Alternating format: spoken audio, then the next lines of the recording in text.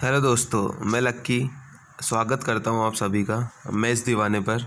आपको पता है कि मॉर्निंग के अंदर अपनी मिक्स क्वेश्चन की क्लास चलती है और इवनिंग के अंदर अपनी चैप्टर वाइज क्लास चलती है। इवनिंग के अंदर अपनी चैप्टर वाइज क्लास चलती है, मॉर्निंग के अंदर मिक्स क्वेश्चन की क्लास चलती है। इसके अंदर मैं आपको प्री से लेके मेंस यहाँ से मैं सारे के सारे क्वेश्चन आपको करा रहा हूँ। आज भी मैं आपके लिए सीजीएल मेंस के क्वेश्चन लेके आया हूँ और इवनिंग में अपनी चैप्टर वाइज क्लासेस चल रही है, जिसके अंदर मैं आपको एक एक क्लास करा रहा हूँ हर टॉपिक की, और हर टॉपिक मैं यहाँ पे कराऊंगा। ठीक है, तो यहाँ पे ऑल चैप्टर हो जाएंगे। यहाँ पे मैंने 2 चैप्टर करा दिए, एक तो SICI करा दिया है और एक मैंने रेशियो करवा दिया है। ठीक है, और आज से अपन यहाँ पे पढ़ेंगे टाइम एंड वर्क। ठीक है, तो आज से शाम को टाइम एंड वर्क स्टार्ट कर देंगे। SICI पूरा खत्म हो गया है, एक एक कंसेप्ट एक एक चीज़ मैंने आपको बता दी है। रेशियो की मैंने एक एक चीज़ एक एक कंसेप्ट आपको बता दिया है। ठीक है गाइस, नए हो तो चैनल को सब्सक्राइब कर लेना और ज़्यादा से ज़्यादा अपने दोस्तों के साथ इस सेशन को शेयर कर देना। ठीक है गाइस, तो चलते हैं आज के पहले क्वेश्चन पे। और आज के क्वेश्चन भी बढ़िया है, सीजीएल मेंस के क्वेश्चन है। ठीक है गाइस, तो चलते हैं आज के पहले क्वेश्चन पे। पहला क्वेश्चन क्या बोल रहा है अपने को? पहले क्वेश्चन में अपने को बोला है कि 2 पाइप है A और B, जो टंकी को क्रमशः 12.5 घंटे और 25 घंटे में भर सकते हैं। पाइपों को एक साथ खोला गया और पाया गया कि तल में रिसाव के कारण टंकी को भरने में 1 घंटा 40 मिनट का समय अधिक लगता है। यदि टंकी पूरी भर गई है तो अकेले रिसाव से टंकी का 70% हिस्सा कितने समय में खाली हो जाएगा। ठीक है गाइस, तो इतना सब कुछ अपन कर लेते हैं। यहाँ से बोला है अपने को 2 पाइप दिए अपने को A और B। यहाँ से बोला है 12.5 यानी 25/2, और ये दूसरा वाला 25 घंटे में भर देता है। यहाँ से मैं LCM ले लिया 25, तो इफिशिएंसी निकाल लेता हूँ तो कितनी आ जाएगी? 2 और 1 आ जाएगी। अब यहाँ से अगर मैं इसको भर रहा हूँ तो मेरे को कितना टाइम लगेगा? 25/3, और 25/3 यानी 8 से ही 1/3, यानी यही बोल लो 8 से ही 1/3 बोल लो इसको। ठीक है, और यहाँ से कितना आ जाएगा? 1 घंटा 40 मिनट। अब ज़्यादा लग रहा है, यानी 8, यहाँ से मैं इसको अगर जोड़ूँ तो 25/3 प्लस, अब 1 घंटा 40 मिनट को मैं कैसे लिख सकता हूँ? 1 से ही 40/60 यानी 1 + 2/3, यानी इसको मैं कितना लिख सकता हूँ? 5/3 लिख सकता हूँ। तो ये 5/3 यानी कितना आ गया? 30/3 यानी 10 आ गया। यानी अब जो ये खाली करने वाला है वो उसको 10 घंटे में पूरा खाली कर रहा है। ठीक है, अगर बोला है ना यहाँ पे कि तल में रिसाव के कारण टंकी को भरने में 1 घंटा 40 मिनट ज़्यादा लगता है। जो ये रिसाव है अभी ये इसको कितनी देर में भर देगा? ये इसको भर देगा गाइस 25/10। यहाँ से मैं इसको थोड़ा साफ कर देता हूँ, तो यहाँ से कितना आ जाएगा? यहाँ से आ जाएगा 25/10 यानी 2.5। 25/10 यानी 2.5, यही आ गया निकल के। अब यहाँ से पहले 3 घंटे लग रहे थे, अब 2.5 यानी गैप कितने का आ गया? गैप आ गया मेरे पास 0.5 का। ठीक है, 0.5 का गैप आ गया। अब अपने को क्या करना है? इसका 70% हिस्सा भरना है। इस चीज़ को ध्यान से पढ़ लेना, अपने को पूरा नहीं भरना है, अपने को 70% भरना है। तो यहाँ से कितना आ जाएगा? 25 का 70% हिस्सा तो 7/10, और अब ये 0.5 की इफिशिएंसी से भरेगा। तो यहाँ से इसको कितना टाइम लगेगा? ये मैं इसको हटा दूँ, ये 0 लगा दूँ, तो ये 0 से 0 पूरा कट गया। यहाँ से लगेगा अपने को 35 घंटे। ठीक है, तो अपना करेक्ट आंसर क्या हो जाएगा? 35 घंटे। क्या क्या किया मैंने, इस चीज़ को ध्यान से सुन लेना। सबसे पहले 12.5 घंटे लगा रहा था, तो 25/2, यहाँ से 25, तो यहाँ से LCM लिया 25, तो इफिशिएंसी आ गई 2 और 1, यानी इसको बढ़ने में कितना टाइम लग रहा था? 25/3 इतना टाइम लग रहा था। लेकिन एक तल में रिसाव है जिसके कारण इसको 1 घंटा 40 मिनट अधिक लग रहा है। पहले लग रहा था 25/3, अब 1 घंटा 40 मिनट यानी 5/3 अधिक लग रहा है, यानी टोटल कितने घंटे लग रहे हैं? टोटल लग रहे हैं 10 घंटे। तो यहाँ से कितना आ गया? 25/10 यानी 2.5 आ गया। अब टोटल कितना हो गया? 3 भर रहा है, 2.5 खाली कर रहा है, यानी 0.5 भर रहा है। ये चीज़ समझ में आ गई।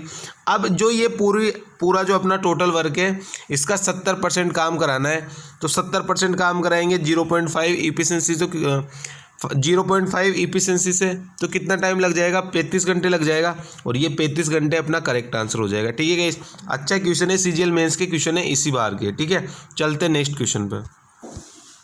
नेक्स्ट क्वेश्चन में अपने को क्या बोला है? 2 मिश्र धातु दिए अपने को A और B, जिसके अंदर X और Y का रेशियो अपने को दिया हुआ है 5:2, और दूसरे वाला रेशियो दिया हुआ है 3:4। ठीक है, बोला है कि इन दोनों को 4:5 में मिलाकर मिश्र धातु सी बनाई गई तो सी के अंदर एक्स का परसेंट बताना है। अब यहाँ पे इनका पहले तो सबसे पहले टोटल सम करो, क्वांटिटी सेम करो। तो यहाँ से 7, यहाँ से भी 7, क्वांटिटी सेम है। किस किस अनुपात में मिला रहा है? 4:5 में। तो यहाँ से गुणा करो 4 की, यहाँ से गुणा करो 5 की। तो कितना कितना निकल के आ जाएगा? 4 की गुणा करूँगा तो 20 और 4 की गुणा करूँगा तो 8। यहाँ से 5 की अगर मैं गुणा करूँगा तो 15 और 5 की गुणा करूँगा तो 20। तो यहाँ से कितना निकल के आ गया? 35:28। ये 7 से और कट रहा है तो 7 से और काट दो तो 5 और 4 निकल के आ गया। ये आ गया सी मिश्र धातु जिसके अंदर ये एक्स है और ये वाई है। अब अपने को सी में एक्स का परसेंट निकालना है। तो सी में एक्स कितना है? 5 है। तो 5 गुणा में 100 और डिवाइड बाई टोटल मिश्रण कितना है? टोटल मिश्रण है 9। तो यहाँ से कितना आ जाएगा? 500 डिवाइड बाई 9 यानी 55 सही 5/9। और ये मेरा करेक्ट आंसर हो जाएगा सी ऑप्शन, 55 सही 5/9। ठीक है, अच्छा क्वेश्चन है, मेंस का क्वेश्चन है। ये जितने भी वाइट कलर में जो क्वेश्चन है वो सारे के सारे मेंस के क्वेश्चन है। ठीक है गाइस, चलते नेक्स्ट क्वेश्चन पे। आसान क्वेश्चन था, ज़्यादा हार्ड क्वेश्चन नहीं था। अगर यहाँ पे क्वांटिटी सेम नहीं होती तो इस क्वांटिटी को सेम करते, लेकिन दोनों में 7-7 है तो ऑलरेडी सेम है तो सेम करने की जरूरत नहीं पड़ी अपने को। ठीक है गाइस, चलते नेक्स्ट क्वेश्चन पे। नेक्स्ट क्वेश्चन में अपने को क्या बोल रहा है? अब ये भी बड़ा अच्छा क्वेश्चन है, ध्यान से समझना क्या बोल रहा है क्वेश्चन में।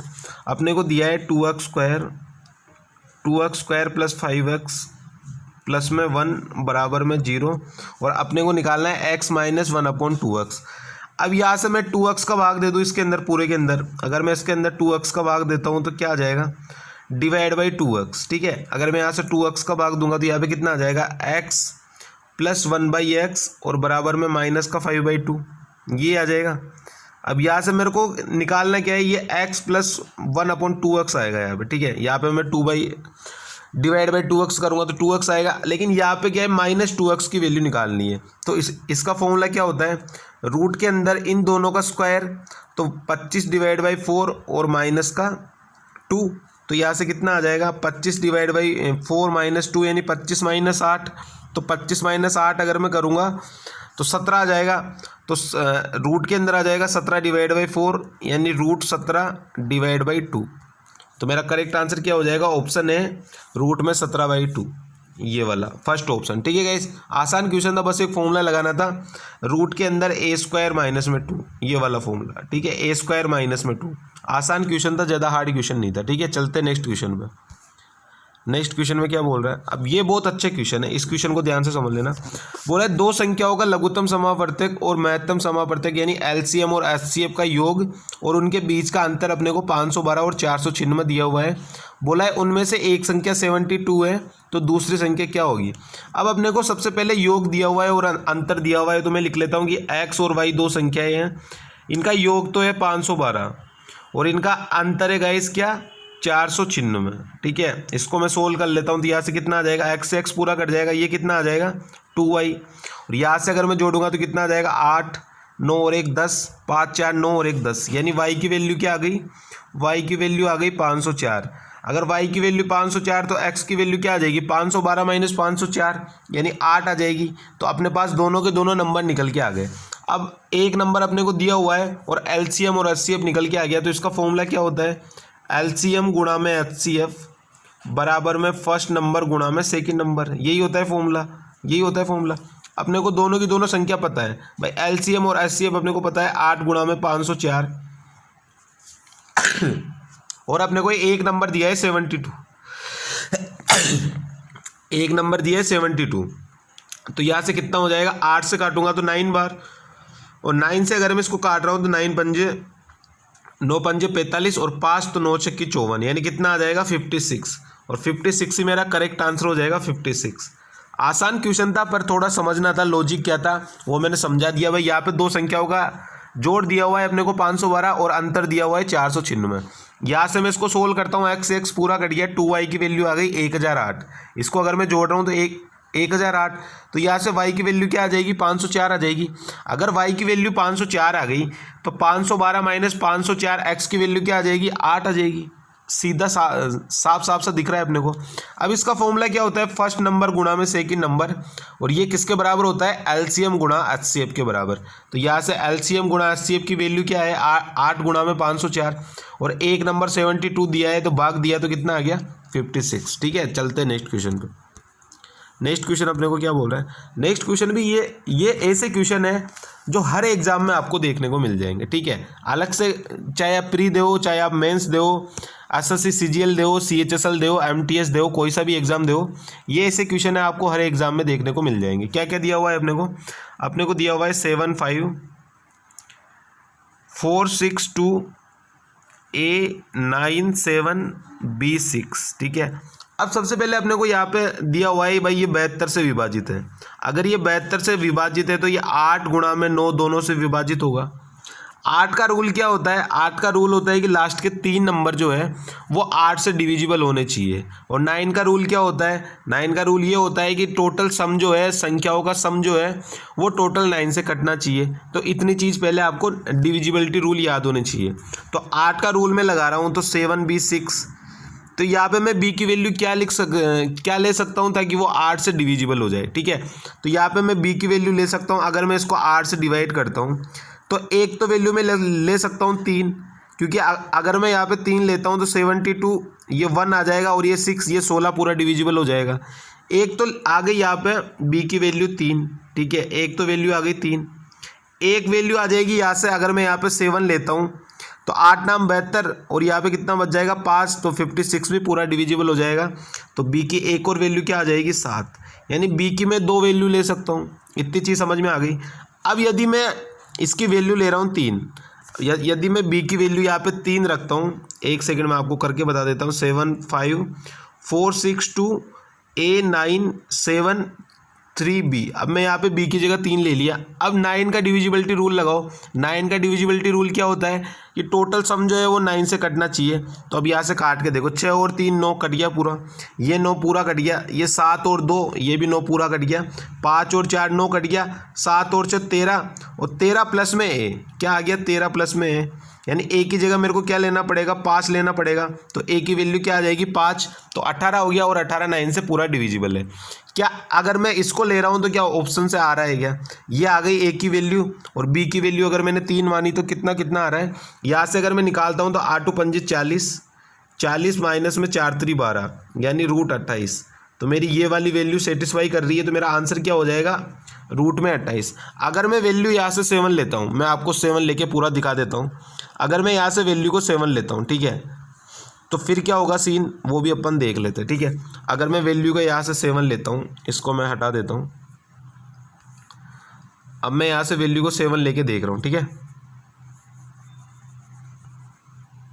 यहाँ से मैंने ये लिया 7, ठीक है, यहाँ से मैं 7 लिया तो यहाँ से कितना हो जाएगा 75462A977B, A9776, ठीक है। यहाँ से मैंने 7 ले लिया इसको। अब यहाँ से देखते ये 5 और 4 9 कट गया, उसके बाद में ये 9 कट गया पूरा, 7 7 14, 14 और 6 20, 20 और 6 26, 26 और 2 28, 28 और 7 ये हो गया 35। अब यहाँ पे a की वैल्यू क्या आएगी, यहाँ से 35 प्लस a है, 35 प्लस a, यानी 9 की डिविजिबिलिटी रूल के अनुसार यहाँ पे 1 आना चाहिए। अगर मैं यहाँ पे 1 लेता हूँ तो 8 माइनस में यहाँ पे क्या आ जाएगा 8 माइनस में 4 गुणा में 7 यानी 28, तो माइनस का √20 ये ऑप्शन में है ही नहीं और ये आ ही नहीं सकता। तो अपना करेक्ट आंसर क्या हो जाएगा, a की वैल्यू 3 और b की वैल्यू 3 और a की वैल्यू 5, ठीक है। और यही अपना करेक्ट आंसर हो जाएगा √28, ठीक है। इतनी चीज़ याद रख लेना, 7 सेटिस्फाई नहीं करेगा तो b की वैल्यू 3 आ जाएगी और a की वैल्यू 5 आ जाएगी, ठीक है गाइस। दोनों के दोनों लेके मैंने समझा दिया आपको। चलते नेक्स्ट क्वेश्चन पे। नेक्स्ट क्वेश्चन में क्या बोल रहा है, अब ये बहुत अच्छा क्वेश्चन है। क्या बोल रहा है, अपने को संख्या दी हुई है 1 से लेके 99 तक है और 128 को परस्पर गुणा किया जाता है, तो गुणनफल के अंत में शून्यों की संख्या ज्ञात करनी है, यानी नंबर ऑफ जीरोज बताना है। अब नंबर ऑफ जीरोज क्या होता है वो भी देख लेना। नंबर ऑफ जीरोज कैसे बनते हैं, नंबर ऑफ जीरोज कैसे बनेंगे, जहाँ पे 10 बनेगा वहाँ पे नंबर ऑफ जीरोज बनेंगे, यानी 10 बनाने के लिए अपने को 2 गुणा 5 चाहिए, ठीक है। अब एक चीज़ यहाँ पे और समझ लेना, जैसे 2 की पावर यहाँ पे 5 है और यहाँ पे 5 की पावर 7 है, तो यहाँ पे कितने जीरो बनेंगे, यहाँ पे उतने जीरो बनेंगे जितनी अपनी जोड़ियाँ बन सकती है, ठीक है। कितनी जोड़ियाँ बन सकती है, जैसे यहाँ पे 5 है और यहाँ पे 7 है, तो कितनी जोड़ियाँ अपन बना सकते हैं, अपन बना सकते हैं यहाँ पे 5 जोड़ी, ठीक है। जैसे मैं मान लूँ यहाँ पे 5 महिलाएं 5 पुरुष हैं, तो कितने आदमियों की जोड़ी बन सकती है? 5 ही आदमियों की जोड़ी बन सकती है, क्योंकि महिलाएं कम है। तो जो संख्या जितनी कम होगी उतने ही जोड़े बन सकते हैं। इस चीज़ को ध्यान रख लेना भाई, जो संख्या कम होगी उतने ही जोड़े बनेंगे। जैसे मैं यहाँ पे बोल दूँ 2 की पावर 13 है और 5 की पावर यहाँ पे 7 है, तो कितने नंबर ऑफ जीरोज होंगे यहाँ पे? जो संख्या कम होगी उतने यहाँ पे जीरो होंगे। तो यहाँ पे कितने जीरो होंगे? नंबर ऑफ जीरो 7 हो जाएंगे, ठीक है। और यही मेरा करेक्ट आंसर हो जाएगा। तो चलते हैं अब इस वाले क्वेश्चन में क्या बोल रहा है अपने को बोला है 1 3 5 7। यहाँ पे बोला है अपने को 1 3 5 7, ये दे रखा है अपने को 99 तक। इनकी गुणा, सबकी गुणा इनकी, ये सब गुणा में है, ठीक है। और 128, ठीक है, ये अपने को पता पड़ गया। अब आपको यहाँ से देखना है कि यहाँ पे नंबर ऑफ जीरोस कितने हैं, ठीक है। अब सबसे पहले आपको ये पता होना चाहिए भाई 128 जो है 2 की पावर 7 है, 2 की पावर 7 होती है 128। और यहाँ से अगर मैं 99 तक निकालता हूँ तो 99 तक निकालने के लिए मेरे पास 5 भी होगा, 10 भी होगा, 15, 20, नहीं 5, यहाँ पे 5 का गेप है ना, तो 5, 15, 25, ये सब कुछ होगा। एक सेकंड में दोबारा मिटा के कर देता हूँ। यहाँ पे क्या क्या आ जाएगा?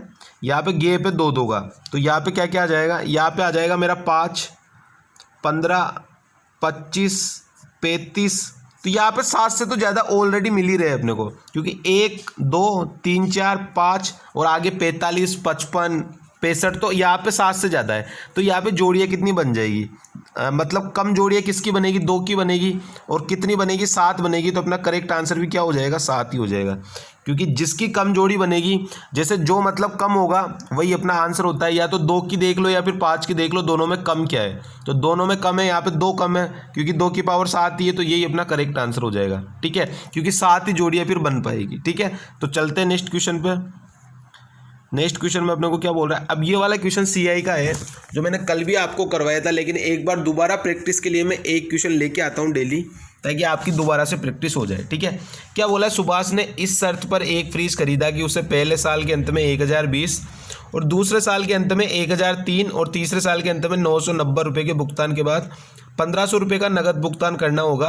यदि ब्याज की दर 10% है तो चक्रवृद्धि ब्याज से लिया जाता है, तो कुल ब्याज निकालना है इसका, कि कुल ब्याज क्या होगा।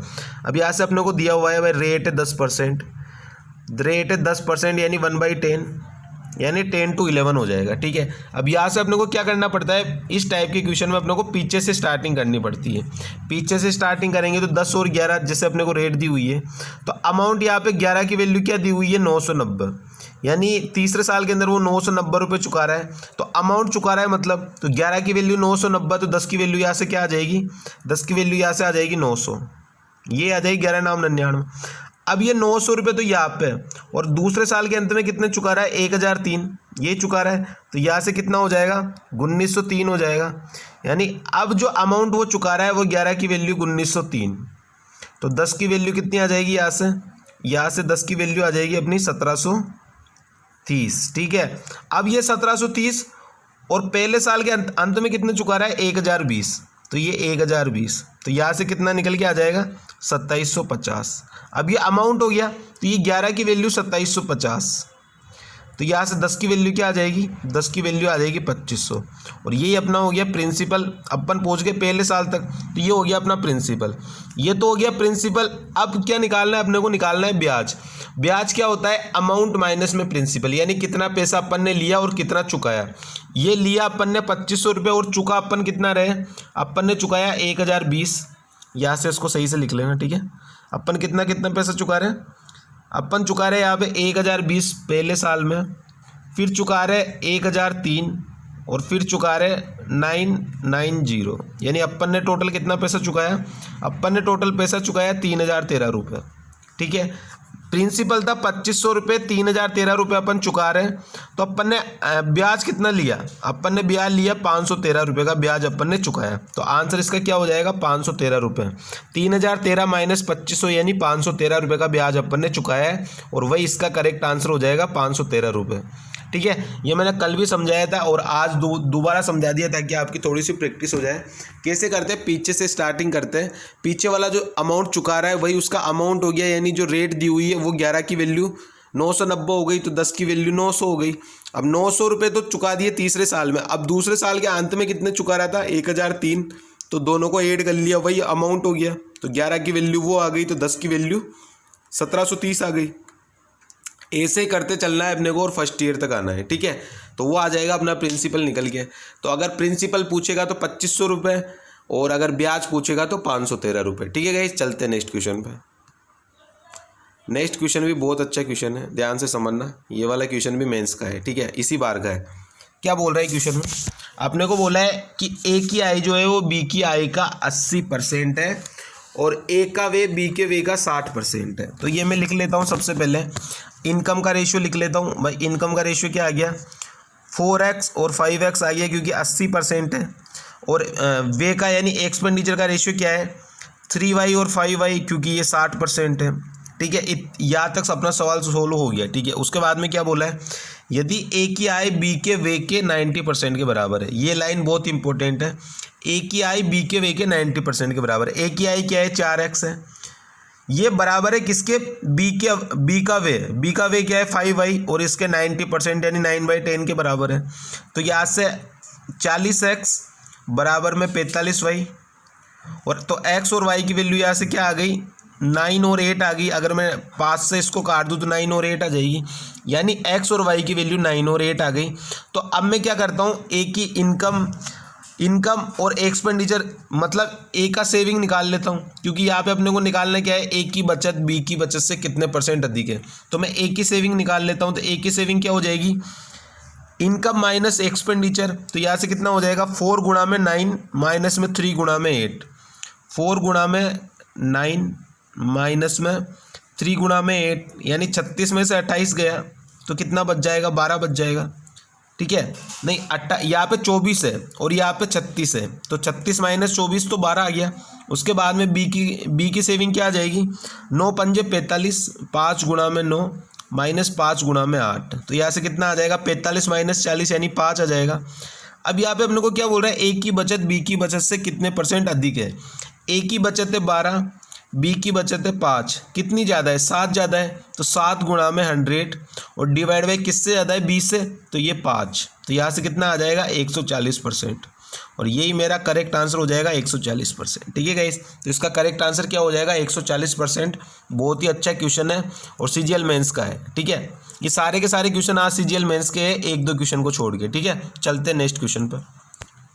नेक्स्ट क्वेश्चन में अपने को क्या बोल रहे हैं, नेक्स्ट क्वेश्चन में अपने को बोला है कि 3 आर्टिकल आर, मतलब 3 आर्टिकल जो है वो 200 रुपये में खरीदे जा रहे हैं प्रत्येक आर्टिकल। उनमें से एक को 10% के लॉस पर बेच दिया, तो 1 गुणा में 10, यानी ये -10 का लॉस हो गया। उसके बाद में क्या बोला है, if the other 2 article are sold to gain 20%। Other जो आर्टिकल है, जो 2 आर्टिकल बचे उनको 20% के मतलब टोटल उन दोनों को किस % पर बेचना है कि ओवरऑल जो है वो अपने को 20% का लाभ हो।